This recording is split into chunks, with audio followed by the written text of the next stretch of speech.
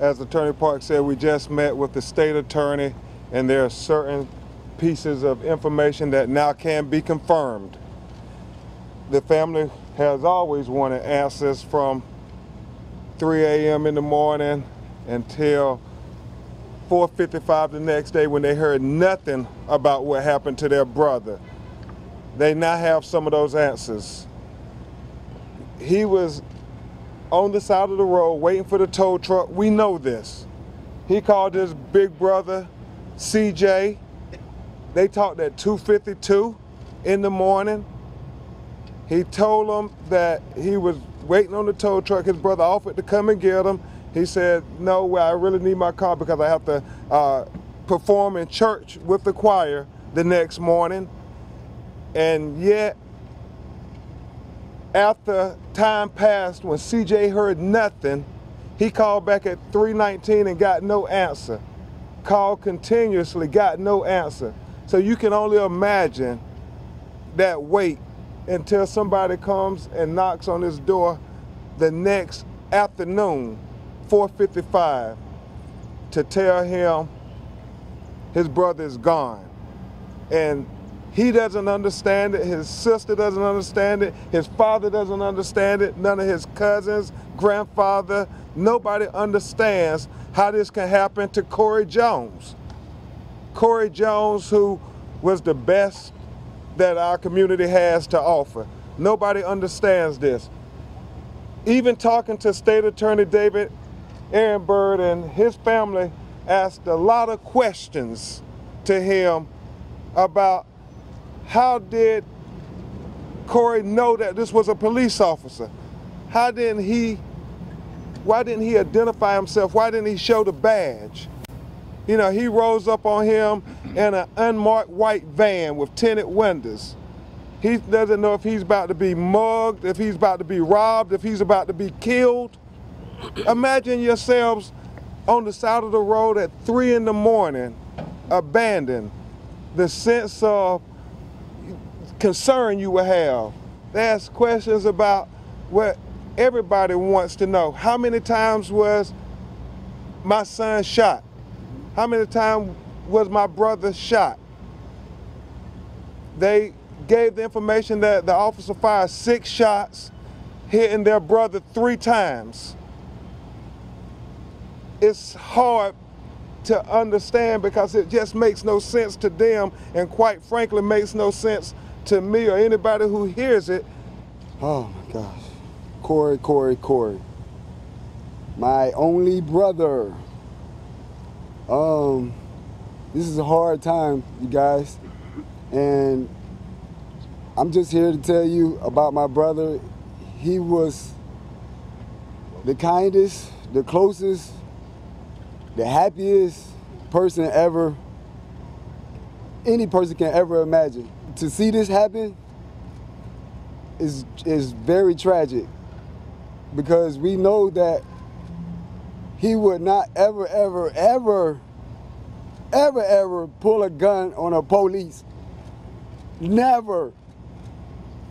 This is not like him, and we need answers, and we will get them. All I can say is, oh my gosh, all lives matter. This is not a black thing. My brother didn't see color. I didn't see color. As you can see, my wife, where's my wife? She's right there. My wife is white. We don't see color. We never was raised to see color. So black lives, no disrespect about Black Lives Matter, it's all lives matter. And my brother had plenty of friends, white friends, Asian friends. It didn't matter. My brother Corey, he's always loved drums. Ever since I could remember, him and CJ would race to the church doors to see who was going to play the first time in service on that actual day. My brother, he was all for protection. He even told me, as a braider, a licensed braider, to have protection. Get a gun, sis, if you need a gun.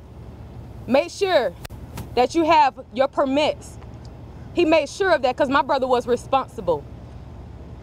So for him to have a gun was for his protection. He was the person that could bring the softest part of the hardest person. He could bring that part out of you. It don't matter how hard you were. Times I didn't want to laugh, I didn't want to smile.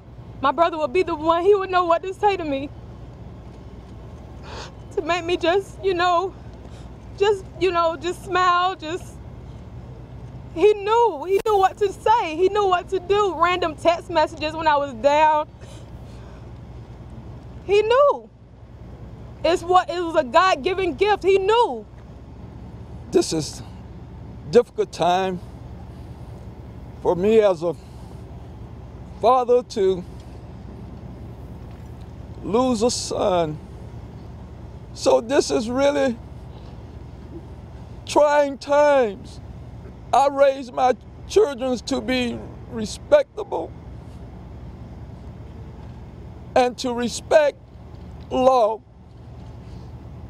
I always tell them to stay humble, because if you stay humble, God will exhort you. And when I heard about my son, me and my wife, we was over in Jamaica trying to have some downtime, trying to get our emotions and our feelings in check before we come back home and bury our mother. And while we was over there trying to enjoy ourselves, we received a call from our eldest son that my son had got shot. Can you imagine what was going through my mind? He got shot. Is he alive? Is he all right? And I called my daughter and she was crying and she told me that Corey is gone. Corey is dead.